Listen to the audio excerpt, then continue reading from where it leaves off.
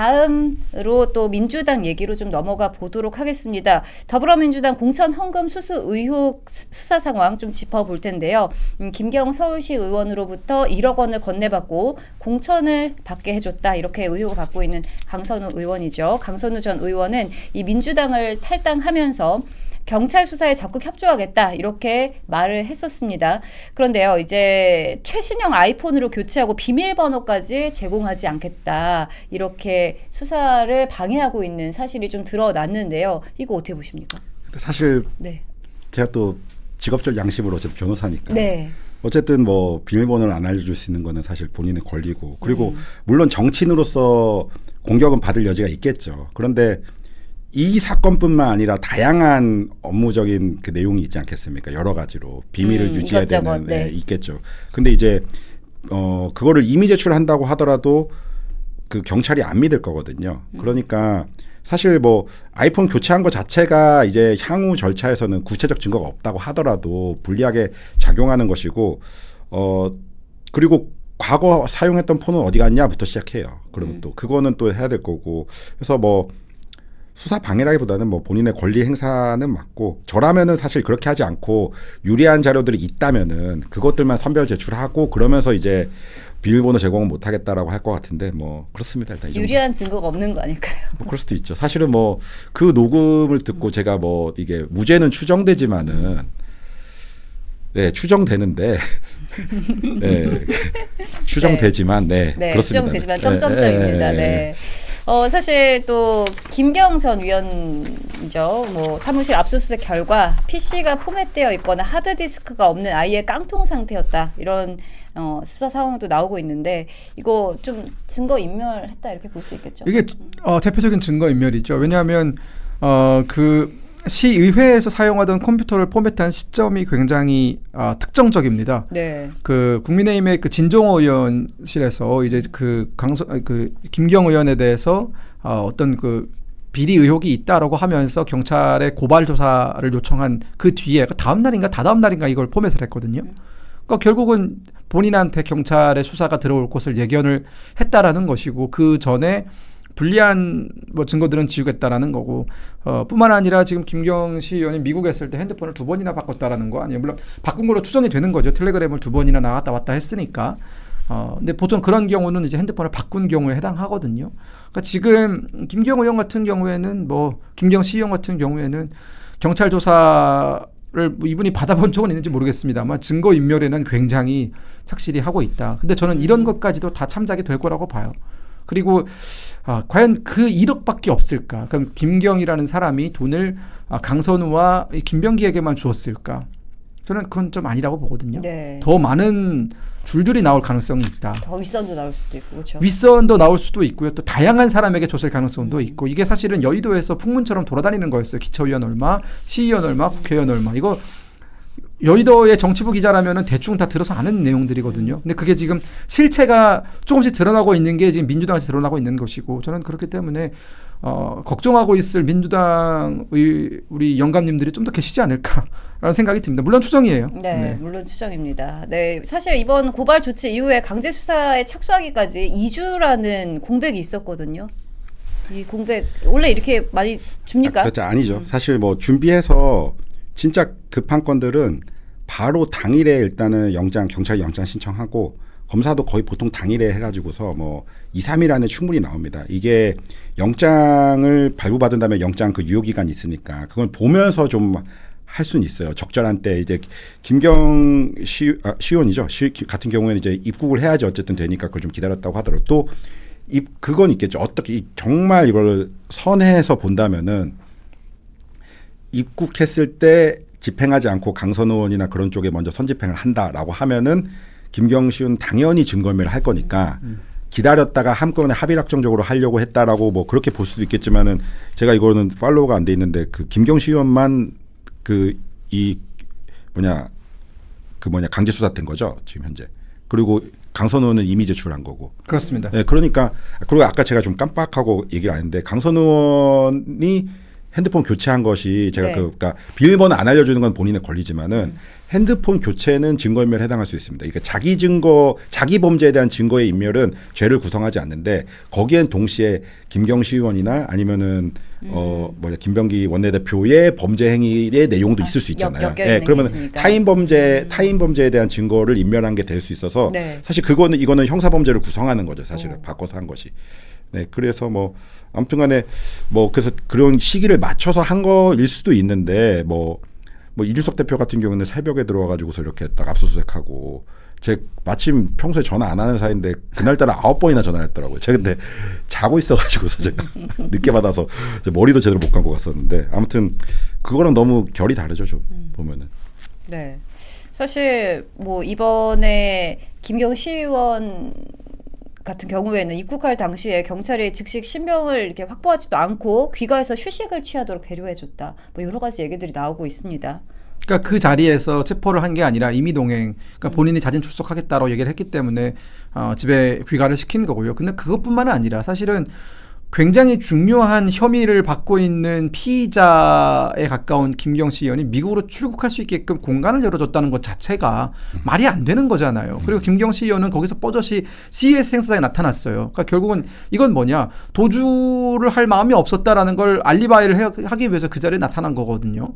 물론 그것에 대한 신청은 좀 그 전에 이뤄졌다라고는 하지만 김경시 의원이 지금 혐의를 받고 있는 게 그 전부터였으니까 저는 이런 거에 대해 경찰에 과연 수사 의지가 있느냐.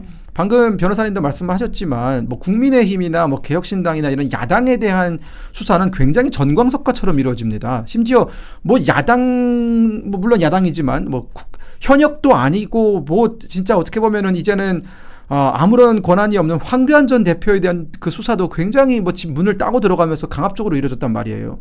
또 대표적으로 이진숙 전 방통위원장에 대해서는 손에 수갑까지 채우면서 강제 체포해 가지 않았습니까? 네. 근데 이런 야당 인사들에 대한 탄압은 사실상 마음대로 하면서 이 본인들 편에 대한 여당 인사들에 대해서는 이렇게 봐주고 저렇게 봐주고 이런 식으로 편의를 봐주는 것이, 저는 그래서 나오는 얘기가 검찰의 수사권을 경찰로 넘기는 것이 얼마나 섣부른 행동이었는지, 그리고 지금 검찰을 거의 해체 수준으로 사분 오열시키고 있는데 그게 지금 앞으로 어떻게 닥쳐올 미래를, 어떤 미래가 우리한테 닥쳐올지에 대해서 좀 예고편을 보여주는 것과 마찬가지다. 힘이 있는 자는 수사를 받는다 하더라도 온갖 편의를 다 받고 나중에는 굉장히 가볍게 처벌을 받을 것이고, 힘이 없는 자 혹은 권력의 편에 서지 않은 자들은 뭐 이렇게 여기에 시달리고 저기 시달리면서 정말 수사를 하는 수사를 다 받을 것이다. 저는 지금 그 드라마의 예고편을 보여준다는 생각이 듭니다. 네, 온갖 편의를 다 봐줄 것이다 이렇게 얘기를 하셨는데, 사실 이번에 이제 김경시 의원이 자수하는 과정에서 강선우 전 의원이 아닌 보좌관에게 돈을 줬다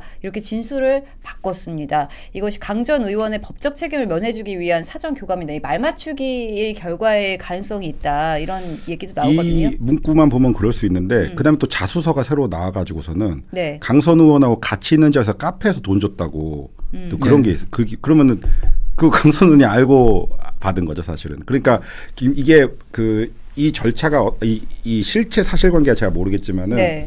처음에 당연히 이제 보좌관한테 돈 줬다라고 얘기했을 때는 저도 그것만 보고는 이거는 꼬리 자르기고 김경시 의원이 감수하려고 하는 거구나. 어쨌든 간에 그랬는데 절대 꼬리 잘려지지가 않습니다. 그 둘의 관계가 왜냐면은 그 돈으로 엮인 관계잖아요.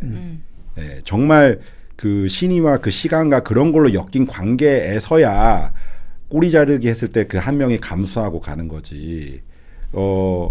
지금 그래서 바로 저도 이거 보고 준비를 했는데 바로 자수서에서 요번에 그냥 이제 같이 있는 자리에서 네네. 카페에서 했다. 왜냐면 구체적으로 이제 그 말이 맞는지는 이제 그 대질은 아니지만 교차 검증을 할 겁니다. 네. 구체적으로 뇌물 사건 같은 거 하면은 그거는 진술밖에 거의 없기 때문에 뭐 햇빛이 어디에서 들었냐, 몇 시였는데 그때 어디였냐, 뭐 거기 그런 위치는 것까지. 어떻게 했냐, 뭐 진짜 자세하게 물어봐요. 막 근데 그게 할 수 있지만은 지금 이제 한번 말 맞추기를 제대로 했는지 안 했는지 뭐 결과를 보면 나오겠죠. 결과를 보면 나올 것이다 이렇게 말씀해 주셨고, 네. 사실 현재 이제 피의자들이 이거를 공직선거법 위반으로 몰아가려 한다 이런 분석도 나오고 있어요. 어떻게 보십니까? 공직선거법으로 몰아간다라는 게 누가 주장하는 거죠? 네, 피의자들이요? 네. 이건 공직선거법 위반이 맞죠. 뭐 이것보다 더한 공직선거법 위반이 어디 있습니까? 이거는 사실상 매관매직인 거잖아요. 이게 만약 사실이라면 지금 그러니까 예를 들어 우리가 이 지방자치제를 하는 이유는 조금 네. 더 우리 국민들이 그 본인이 살고 있는 지역에서의 편의를 확대하기 위해서 혹은 그것을 좀 더 구체적으로 보장해주기 위해서 그 지역의 사정을 잘 아는 사람들, 지역 밀착형 사람들한테 공천을 줘서 뭐 시의원이든 뭐 도의원 이렇게 만드는 거 아닙니까? 그게 지방자치제의 핵심인 거잖아요.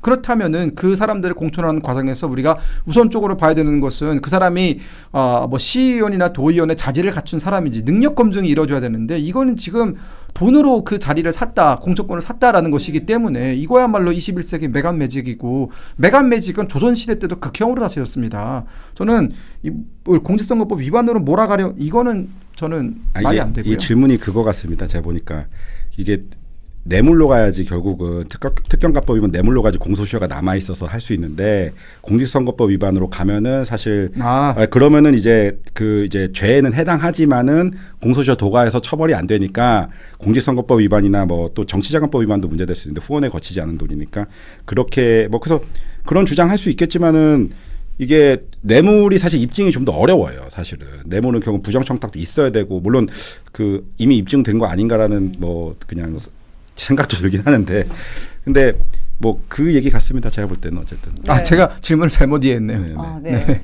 우선 또 다른 또 지적도 한번 짚어보겠습니다. 경찰의 행안부 산하에 있다 보니까 결국 정치권의 영향력에서 좀 자유롭지 못한 거 아니냐 이런 지적도 나오고 있는데요. 이번 사건 검경 수사권 조정 이후 드러난 수사 공백 혹은 이제 권력 유착의 대표적인 사례가 될 수 있다 이런 목소리 나오고 있습니다. 어떻게 보십니까? 그러니까 저는 경찰이 지금 완벽하게 준비가 되어 있지 않은 상태에서 너무나 많은 권한을 위임받고 있다라는 생각이 들어요.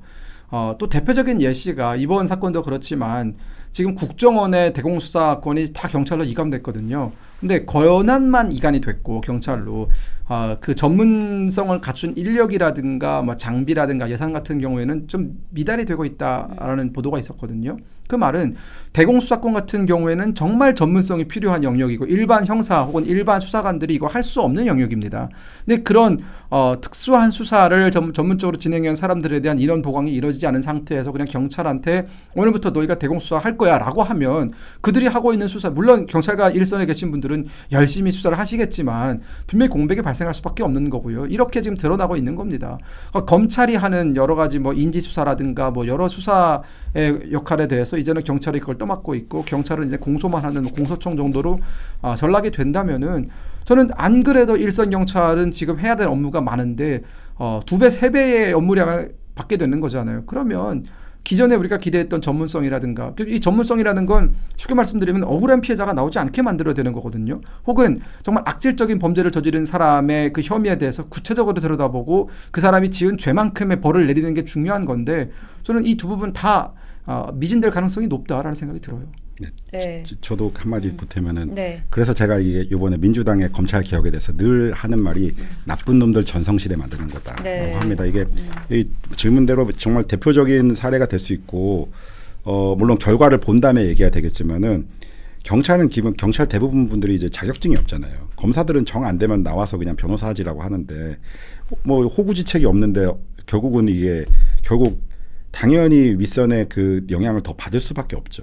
뭐 물론 그게 극복되는 사례가 될 수 있는지를 한번 보여줬으면 좋겠습니다. 네.